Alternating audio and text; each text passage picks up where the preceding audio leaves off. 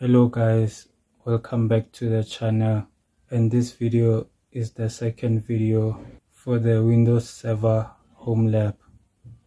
Okay, so in this video we are going to be discussing the group policy management, and there are two parts for this video. The first part will be creating and setting up GPOs, and the second part will be implementing and testing those group policies that we created in the first part. So before we start the video, I just want to say that we usually use the term GPO in the workplace, group policy objects. So GPO is usually a collection of policies in Active Directory that can be applied to domains and OUs. So GPOs are used by admins to manage settings that are applied to users and computers. Okay, let's get started. On my Server Manager dashboard, I'm going to click on Tools and select Group Policy Management. This should open my Group Policy Management console.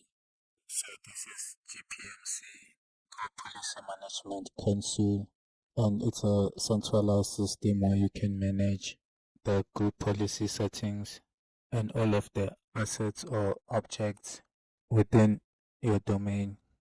I am going to navigate my GPMC to see what's under it.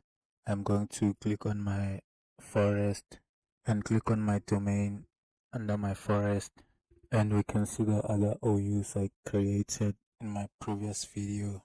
I have the Asia, Europe and USA OUs in here, where we can place our group policies for our OUs, group policies for users, computers and servers.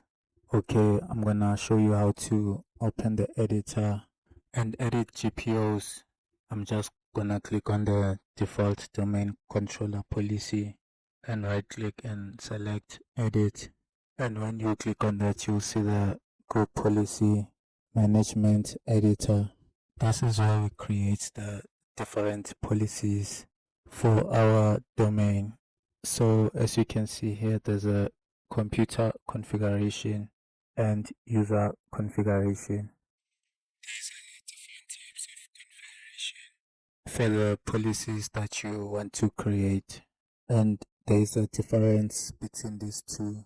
You can't just create like whatever policy you want. It also depends on what you need to do and how you want to apply the configuration or the policy. I am going to explain the difference between computer configuration and user configuration. There are two types of group policy settings. I'm going to talk about computer configuration first. The computer configuration means that you can apply to the local computer and do not change per user, which means that this is only limited to the settings you want to apply to the computer and not the users who are logging in to the computer. Now for the user configuration, it applies to the users on the local machine and will apply to any new users in the future on this local computer. It's kind of self-explanatory. Computer configuration and user configuration, in a way that user configuration applies to users and computer configuration only applies to the computers. Okay, now that we know the difference between the computer configuration and user configuration, now if we check under those configuration, we also have different settings under them, which are the policies and preferences. If I expand this, there should be more options or settings available, and sometimes if you are learning this, it is hard to choose which one you need to create because there's a lot of different settings. So there's also differences between preferences and policies on which one you should choose when creating a GPO. Okay, so there are also different types of group policy settings under the computer configuration and user configuration. And we have the policies and preferences. What is the difference between the two of them and which one should we choose? So policies can't be changed by users. These are enforced by Active Directory. So policies restrict the user choices and can only be enforced by admins. Here are examples to explain them better. Password policies, account lockout policies, because once they are enforced, the user can change these policies. For example, the user cannot change the password complexity, how many characters, the minimum for the password. Only the admin can do that, so same applies to the account lockouts. The user cannot decide how many times they can be locked out from their accounts. Only the admin can enforce that. Those are examples of policies that can never be changed by the users. Okay, next will be the preferences, and this one is the opposite since they can be changed by the users. These are settings that we can set by default, but users can also be able to modify and change whatever the settings are. The users can have a default mapped network drive, but they can also add mapped network drives if they wish to. Also, examples are desktop shortcuts, printer shortcuts, setups. So by default or they log in, we can set up like a default for the users on their desktop shortcut, but later on the user can change their shortcuts on their desktop.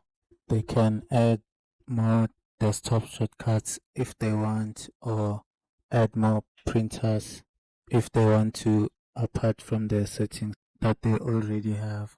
That's the main difference between policies and preference.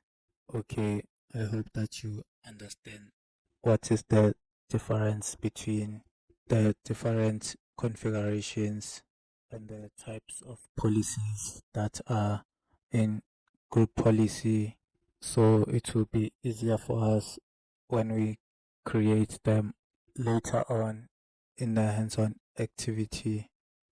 So for our activity, we are going to have 5 GPOs that we are going to create. So these are really basic GPOs that we are gonna create just to get started on how to create them.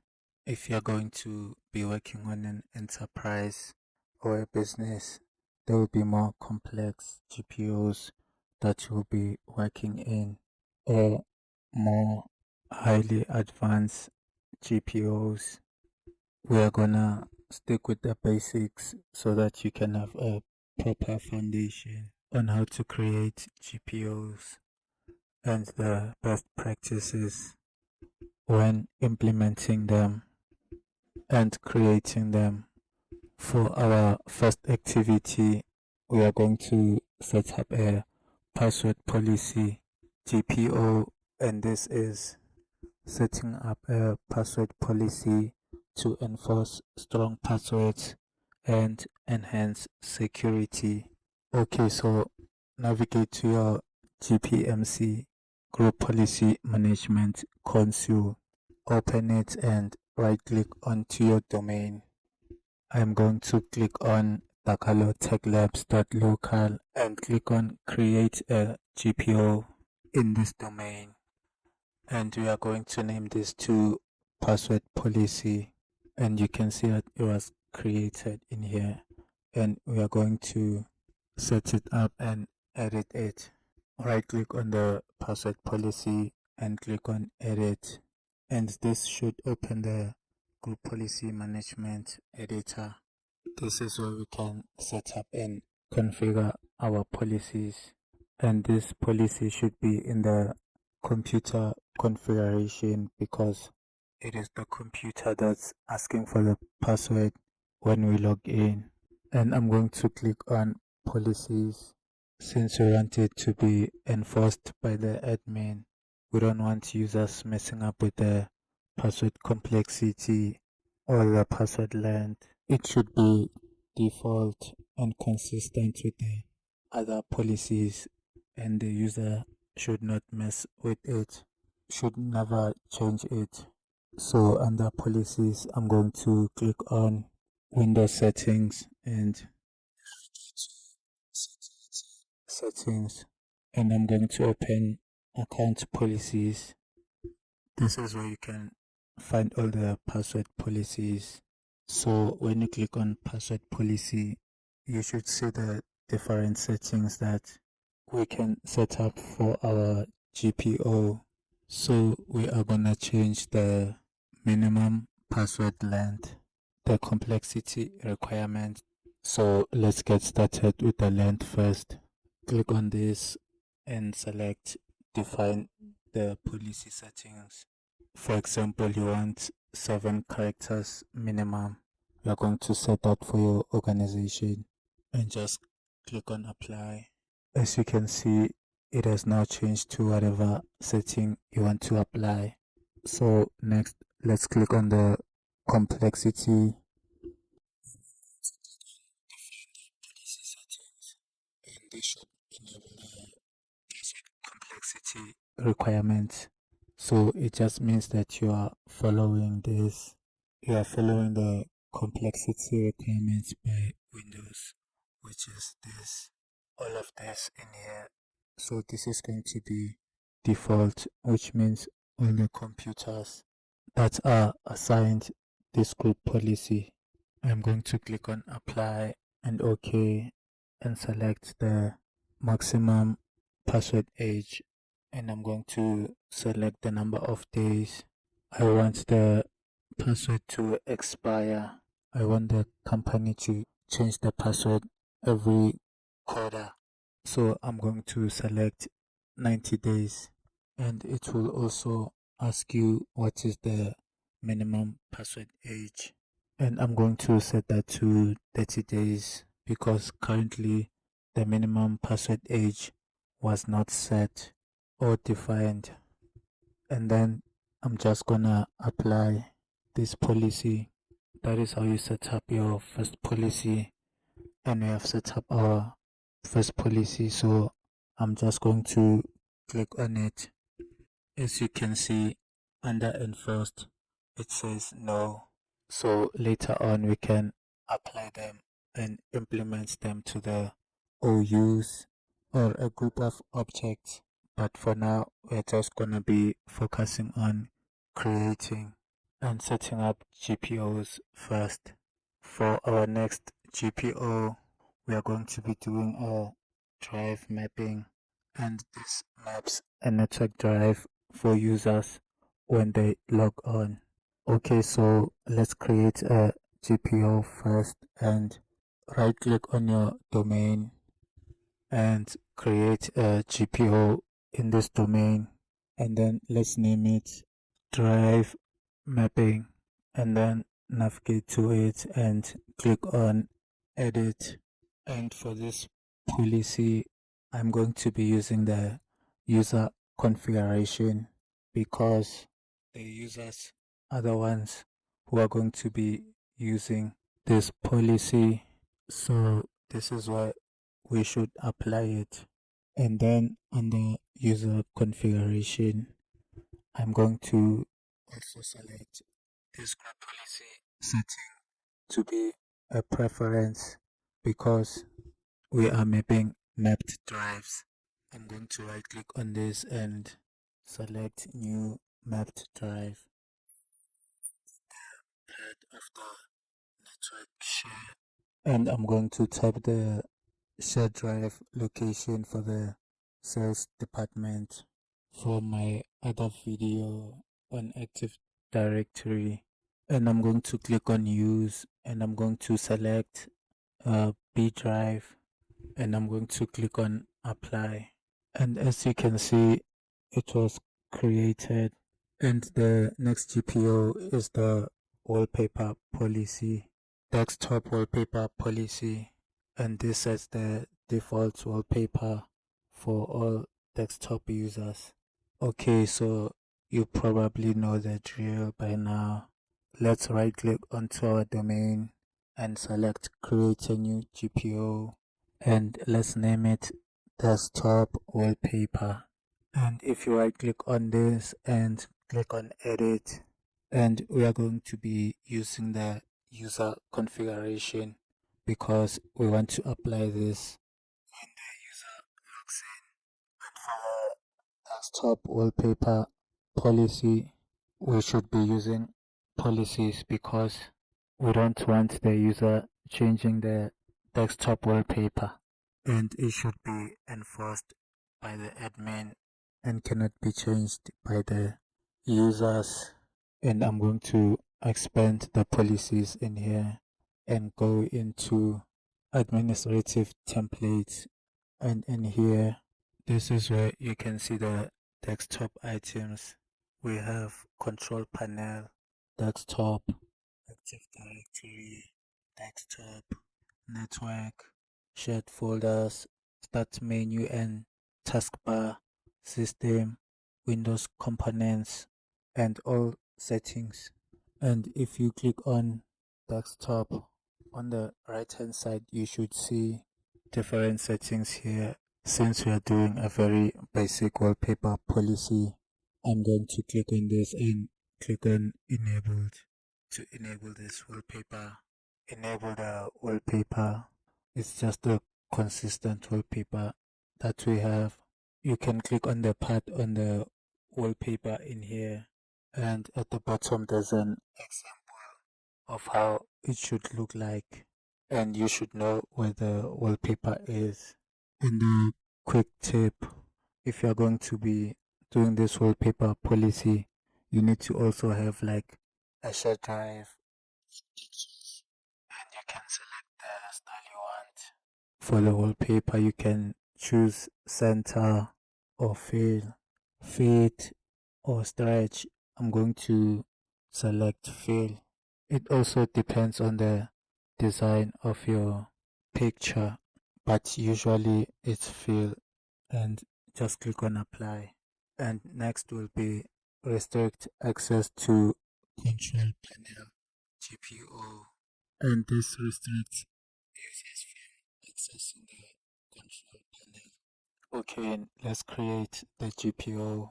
Click on your domain and create a GPO, and the name is going to be restrict control panel. You should name it based on what it does so it becomes straightforward. And edit, open the GPM editor, and I'm going to select the user configuration, and the group policy settings will be policy because we don't want the user to be changing this, and it should be enforced that the control panel change the restriction, and policies is what we should use for this. Just select policies and click on administrative templates and expand it. On the top it says control panel, and click on it, and there's many settings in here.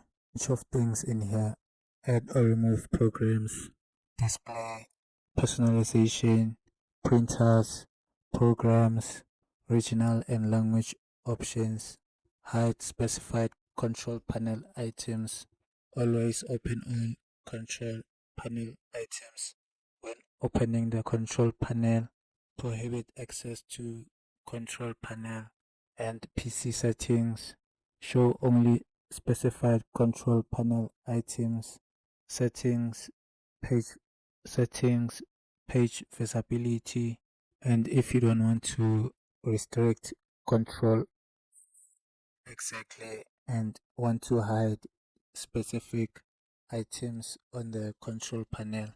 You can select hide specified control panel items if you want to give users limited access to the control panels.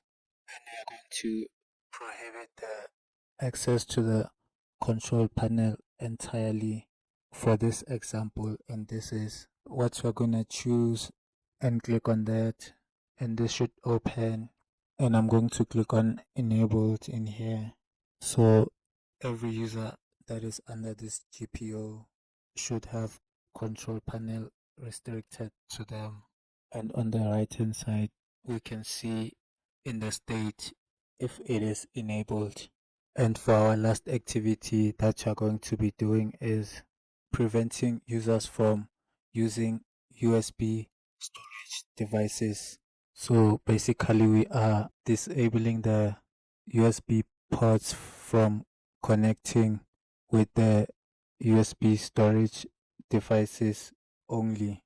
So this policy will only affect devices that present themselves as mass storage devices like USB flash drives, external hard drives, and other devices that are used for storing and transferring files. But in general, it won't affect other types of USB devices like external keyboards, mousepad, a mic, or a charger, or webcams, and things of that nature. Okay, so let's click onto our domain, tagalogtechlabs.local, and I'm going to click on create a new GPO. We are going to name it disable USB devices. Click on OK, and it's here under my domain. I'm going to click on it, and we are going to be using computer configuration because we are applying it onto the computer. So it is a setting for the computer, not the users.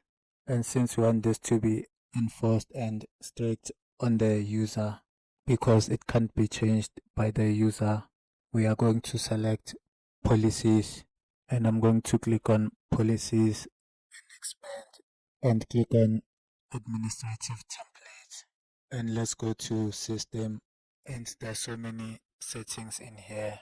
Let us go and find removable storage, and there are many options here. Of course, they are very explicit about what you want to do. There's options for CDs and floppy drives from way back, like very, very, very old Windows. And I think they have all the removable devices on this list. However, I'm just going to select all removable devices, all removable, which includes all and every storage classes type that they can plug in. You can click on this and select deny all access.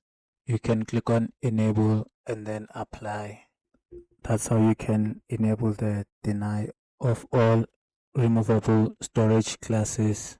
So for me, like, I cannot enable this because I'm using Azure services, and I can mess up I might disrupt the network connectivity for the virtual machine and other VMs, and it might cause an issue in the company because it can get problematic to a point where it falls back to slower virtual NIC speeds. The bandwidth might be affected. So I once logged out myself from my server doing password policies once, and I don't know what will happen to the server on the back end from the Azure company. So I can't risk my account. It would be better if I was on a subscription, since on these virtual machines and servers, so I can't risk. And that's it for disabling USB devices. And another bonus activity on GPO is to create an account lockout policy, which configures account lockout policies which prevents brute force attacks. This one you can figure it out on yourself to do it. And I challenge you to do this on your own. For this one you can try and see if you can do it on your own and figure it out. And that will be it for today's video. And if you are lazy, I'll just show you on the next video where I'll be testing